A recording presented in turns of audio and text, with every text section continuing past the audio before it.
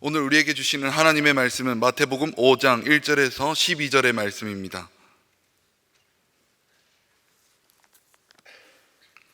제가 보는 성경으로 신약 5쪽에 있습니다.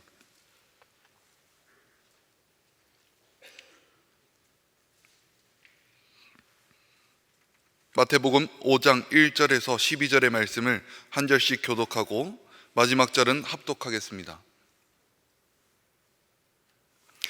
예수께서 무리를 보시고 산에 올라가 앉으시니 제자들이 나아온지라. 심령이 가난한 자는 복이 있나니 천국이 그들의 것이며, 온유한 자는 복이 있나니 그들이 땅을 기업으로 받을 것이며,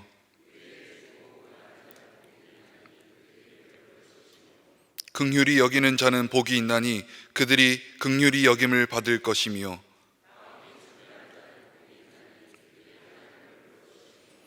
화평하게 하는 자는 복이 있나니 그들이 하나님의 아들이라 일컬음을 받을 것이며,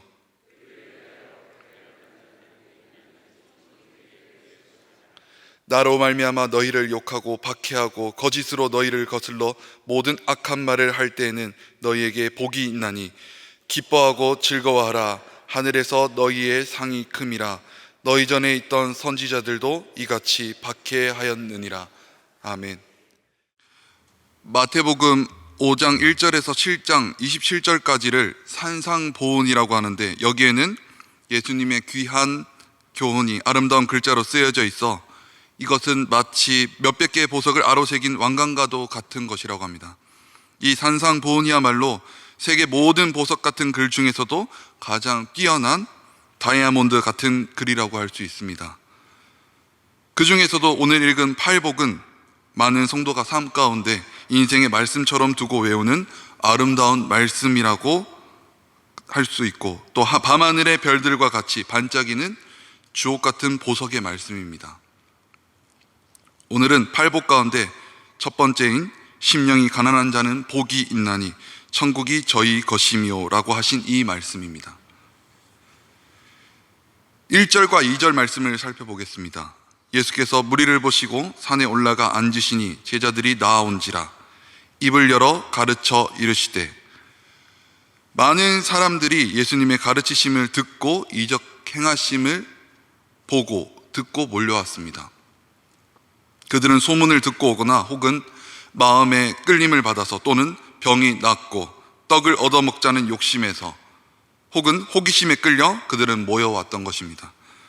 예수님은 그런 무리를 보시고는 산으로 올라가셨습니다.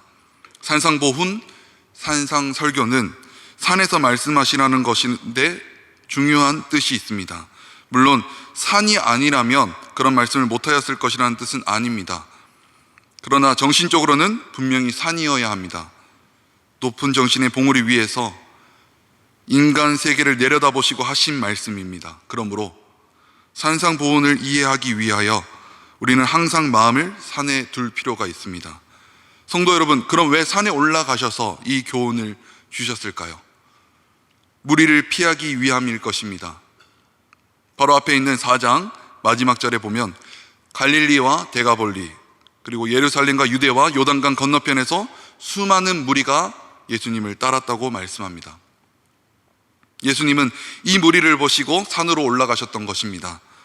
하나님 나라에 관한 말씀을 알아들을 능력도 없고 욕심과 호기심에만 따라다니는 사람들에게는 이 값진 교훈들이 의미가 없기 때문입니다. 돼지에게 진주를 던져주는 것과 같은 것입니다. 그러므로 이들을 피하고자 산으로 가신 것입니다.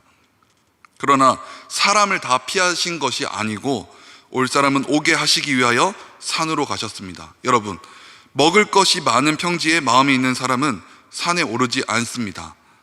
바로 예수님께서 산에 오르신 것은 들을 만한 무리와 듣지 않을 무리를 구별하시기 위한 것이었습니다. 많은 사람이 떠나고 산에까지 따라온 사람은 소수의 무리인 제자들이었습니다. 평지에 속한 무리는 산 밑에서 무덤과 같은 집으로 돌아가고, 소수의 제자, 뜻이 산 위에 있는 자들만이 열심을 내어 따라오르고, 그리하여 그 입에서 나오는 생명의 말씀을 들으려 얼굴을 들고 그분의 무릎 밑에 나아왔습니다. 또한 말씀하실 때 우리가 앞에 놓여 있지만 말씀의 핵심은 제자들에게 하고 계신다는 것입니다.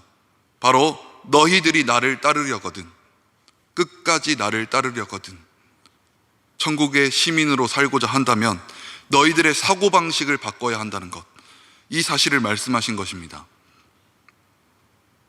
바로 베드로에게 말씀하셨던 것처럼 나를 따르라, 사람을 낚는 어부가 되게 하리라, 이 말씀도 사고방식의 전환을 말씀하신 것입니다.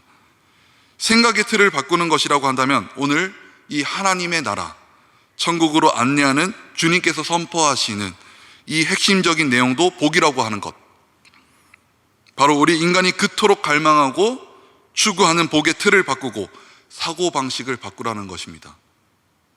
바로 이 복에 관한 생각의 틀이 바뀌지 않으면 절대로 하나님의 나라가 임할 수 없고 하나님의 백성이 될 수도 없고 그분의 제자가 될 수도 없다는 것입니다. 그래서 오늘 주님께서는 복 얘기를 먼저 하시는 것으로 산상수훈, 상산보훈은 하나님 나라의 선포가 되는 것입니다. 8장 1절에 보면 예수께서 산에서 내려오시니 수많은 무리가 따르니라고 하였습니다. 이 무리는 확실히 산에 올라가지 않은 사람들이었습니다. 산에는 소수의 무리만이 올라가서 주옥 같은 하나님의 나라의 진리, 복음을 들은 것입니다. 사랑하는 성도 여러분, 오늘 여러분은 어디에 속한 사람들입니까? 산 위에 올라가 보석 같은 교훈을 들은 소수의 무리에 속하십니까? 아니면 평지에 남아 기적만을 쫓은 수많은 무리에 속하십니까? 오늘날 많은 사람이 기적을 보기 위해 이리저리 몰려다닙니다.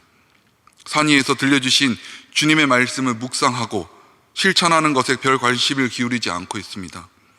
그래서 기독교를 지극히 이기적인 종교로 전락시키고 눈에 보이는 기적만이 기독교 신앙의 전부인 것처럼 만들어 놓았습니다. 예수님의 기적을 쫓던 수많은 무리가 나중에 어떻게 변신하였습니까? 그분을 십자가에 못 박는 일에 앞장서지 않았습니까? 그들은 떡은 먹고 기적은 보았지만 그 심령 안에 복음이 없었기 때문에 그럴 수밖에 없었던 것입니다. 오늘날 우리도 자칫 잘못하면 이같이 되기 쉽습니다. 우리는 오늘 예수님이 베푸셨던 어떤 기적에 관심을 둘 것이 아니라 예수님이 우리에게 주시는 구원, 그분이 주시는 생명, 영생의 복음을 얻어서 영원히 그분과 함께 하나님 영광의 보좌 앞에 나아갈 것에 우리의 믿음과 소망을 두어야 할 줄로 믿습니다. 예수님께서 자기 앞에 나온 제자들을 향하여 입을 열어 가르치셨습니다. 그런데 그 첫 마디가 심령이 가난한 자는 복이 있다는 선언이었습니다. 나라를 빼앗긴 유대인을 보고 복이 있다고 하신 것입니다. 갈릴리 어촌의 가난한 백성들을 보고 복이 있다고 하신 것입니다. 먹지 못해 영양실조에 걸리고 배우지 못해 헤매고 압박과 약탈을 당하여 마음이 시들은 그들을 향해 복이 있다고 하셨습니다. 예수님은 이 피 맺힌 인생의 문 앞에 서서 눈물로 흐르는 이 역사의 흐름 위에 서서 죄에 더럽혀진 그들의 인생, 바로 우리의 인생을 두고 복이 있다고 이 말씀으로 가르침을 시작하셨습니다. 맨 처음에 심령이 가난한 자로부터 예수님이 말씀하시는 팔복이 시작됩니다. 하나님의 나라엔 마음이 가난하지 않은 자란 있을 수 없습니다. 이것은 우리 성도들의 근본적인 특성이며 모든 다른 특성들은 어떤 의미에서 이 특성들의 결과들일 뿐입니다. 여러분, 심령이 가난해야 성품이 온유해질 것입니다. 심령이 가난해야 의에 줄이고 목마르게 될 것입니다. 심령이 가난해야 남을 긍휼히 여길 줄 알 것입니다. 심령이 가난한 사람이 마음이 맑아질 수 있을 것입니다. 심령이 가난한 사람이 화평케 할 수도 있을 것입니다. 심령이 가난한 사람이어야 의를 위하여 박해받고 참을 수 있을 것입니다. 그러므로 이 심령이 가난한 것은 모든 다른 축복의 첫 계단이 되는 것입니다. 그렇다면 심령이 가난하다는 것은 무엇을 뜻하는 것일까요? 우리가 하나님으로 목말라야 복이라는 것입니다. 내가 영적인 파산 상태에 있어서 하나님께 전심으로 매달려야 복이 시작된다는 것입니다. 바로 애통해야 복이 있다는 것입니다. 이것은 내가 무슨 손해를 받으면서 눈물이 나고 슬퍼하는 그런 애통이 아니라 하나님의 말씀을 갈급해하는 애통함, 하나님의 말씀이 이 땅 가운데 선포되지 않는 애통함, 예배가 드려지지 않고 있는 상태의 애통함, 온 열방이 하나님께 이르지 못하는 그 애통함, 이런 영적인 애통함이 있는 자가 복이 있다는 것입니다. 성도 여러분, 본문에서 가난이란 말은 헬라어 원문으로는 푸토코스, 구걸한다는 뜻입니다. 이 가난은 아무것도 없어서 채워지기를 기다린다는 상태를 의미합니다. 우리가 생각할 수 있는 외적인 가난이 아닙니다. 이것은 영적 가난을 의미하며, 즉 본문에서 마음이 가난하다는 것은 영적인 소유가 없는 것을 깨닫고 하나님께 전적으로 자신을 맡겨 채워지기를 간구한다는 것을 뜻합니다. 마음이 가난한 자는 하나님에게서, 하나님으로부터 모든 것을 기대하지 않으면 안 될 상태에 놓여 있는 사람을 말합니다. 하나님으로부터 목말라야 한다는 것입니다. 종교개혁자 존 칼빈은 그의 주석에서 이렇게 설명합니다. 마음이 가난한 자란 시련을 겪고 고난에 시달려 하나님께 자신을 완전히 내어 맡긴 사람이다. 내적으로는 겸손해져 구원을 얻기 위해 하나님께 오는 자라고 하였습니다. 결국 마음이 가난한 자란 이 세상에 대하여 절망한 사람입니다. 세상에서 얻을 수 있는 물질이나 권력이나 지위나 지식이나 체면이나 어떠한 우월성이나 그 모든 것에 대하여 깊이 절망한 사람입니다. 자기의 영적인 결핍을 어떤 세상적인 것으로 채우려 하지 않고 오직 하나님께만 매달려 구걸하는 자를 가리키는 것입니다. 그러므로 마음이 가난하다는 것은 겸손하다는 것과는 다릅니다. 겸손은 영적인 결핍이 채워진 상태라고 하겠습니다. 마치 잘 익은 이삭이 고개를 숙이는 것과 같이 영적으로 채워진 사람이 겸손할 수 있는 것입니다. 그러므로 마음이 가난하다는 것은 그 겸손과는 결이 다릅니다. 신약 성경에서는 마음이 가난한 사람의 예를 보여줍니다. 여리고의 세리장이었던 삭개오, 그는 자신의 상태, 즉 영혼의 결핍을 깨닫고 갈급한 사람이었습니다. 그에게는 물질이 있었지만 그것이 그의 영혼의 공허를 메꾸어 줄 수 없음을 깨달았습니다. 그는 그렇게 모든 물질이 아무 가치가 없음을 알게 된 것입니다. 그래서 그는 예수님을 만난 후에 자신에서 자기 재산의 절반을 가난한 자에게 서슴없이 나누어 줄 수 있었던 것입니다. 그는 왼쪽으로 부유했으나 영적으로는 갈급했습니다. 그러다 예수님께서 오셨다는 소문을 듣고 그는 뛰어나갔으나 키가 작아 볼 수 없었습니다. 그러자 그가 어디로 올라갔나요? 뽕나무 위로 올라갔습니다. 그것은 그의 심령이 얼마나 갈급하고 있었나를 잘 보여주는 사건이었습니다. 예수님은 그 많은 무리 속에서 이 마음이 가난한 삭개오를 찾아내시고 그의 집에 머무셨습니다. 이 만남을 통해서 삭개오는 하나님 나라 천국을 발견했습니다. 그의 가난한 영혼은 단번에 채워지게 된 것이죠. 삭개오는 마음이 가난한 사람이었습니다. 가난하여 갈급하는 마음, 이것이 복을 받는 마음의 상태입니다. 우리 다 함께 3절의 말씀을 읽겠습니다. 시작. 심령이 가난한 자는 복이 있나니 천국이 그들의 것이며. 심령이 가난하여 갈급한 자들에게 하나님이 단번에 채워주시는 것입니다. 천국은 우리의 갈급한 영혼이 필요로 하는 모든 것을 갖춘 나라입니다. 에베소서 1장 3절에 보면 찬송하리로다 하나님 곧 우리 주 예수 그리스도의 아버지께서 그리스도 안에서 하늘에 속한 모든 신령한 복을 우리에게 주시되. 이것은 성부, 성자, 성령 삼위일체 하나님이 그 갈급한 심령 속에 들어오셔서 충만하게 자리 잡은 것을 뜻합니다.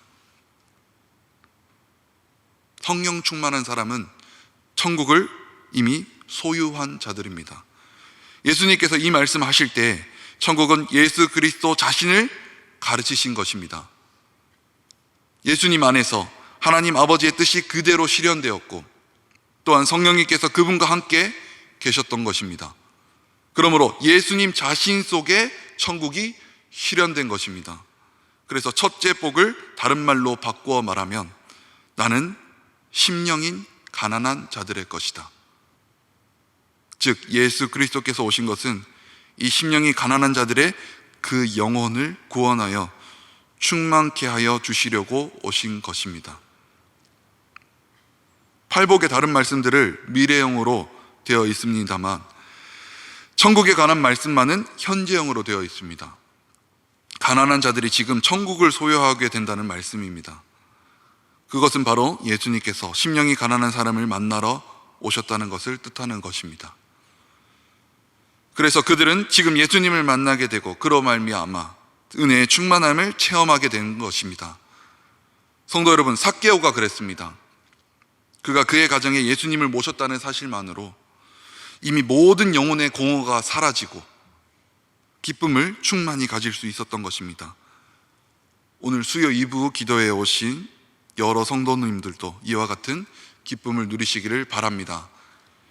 다 함께 마태복음 11장 5절을 화면을 보시면서 함께 읽겠습니다. 시작. 맹인이 보며 못 걷는 사람이 걸으며 나병 환자가 깨끗함을 받으며 못 듣는 자가 들으며 죽은 자가 살아나며 가난한 자에게 복음이 전파된다 하라. 아멘. 예수님은 병든 자를 구원하러 오셨다고 하셨습니다. 혹은 잃어버린 자를 찾아 구원하러 오셨다고도 하셨습니다. 마음이 가난한 자만이 예수님을 만날 수 있고 예수님을 만난 사람은 천국을 소유하게 되는 것입니다. 오늘을 사는 사람들, 세상을 바라보고 사는 사람들 누구나 그 영혼이 메말라 있습니다. 그러나 많은 사람이 그것을 깨닫지 못하는 것은 이 세상의 물질이나 권력이나 명예 혹은 지식으로 이 메마른 영혼을 감추고 있기 때문입니다. 그래서 갈급하지 아니한 것입니다. 그래서 예수님을 만날 수 없는 것입니다.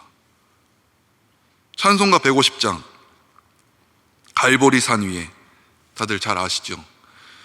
찬송가를 작사한 조지 베나드 목사님은 그의 간증에서 이 찬송을 작곡한 계기를 말씀하셨는데, 목사님에게는 여기 보이는 십자가, 이 십자가가 3D 형태로, 입체적인 십자가로 그에게 나타나 보였다고 말씀합니다.